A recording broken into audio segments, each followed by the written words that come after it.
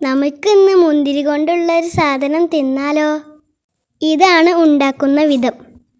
ആദ്യം മുന്തിരി കഴുകി ഉപ്പിടണം, പിന്നെ മുളകിടണം, പിന്നെ നന്നായി മിക്സ് ചെയ്ത് വേണമെങ്കിൽ ഇത്തിരി കൂടി ഉപ്പും മുളകും ഇട്ടോളൂ. പിന്നീട് ഒരു ഇർക്കിൽ പോയി എടുക്കുക.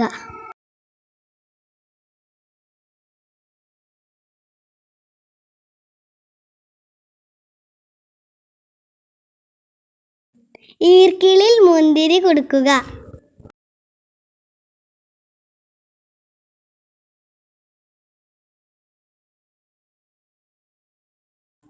ഇനി ഫുൾ കുടുക്കിയിട്ട് കാണിച്ചു തരാം. ആദ്യം തന്നെ അച്ചമ്മയ്ക്ക് കൊടുക്കാം, പിന്നെ ഏട്ടന് കൊടുക്കാം.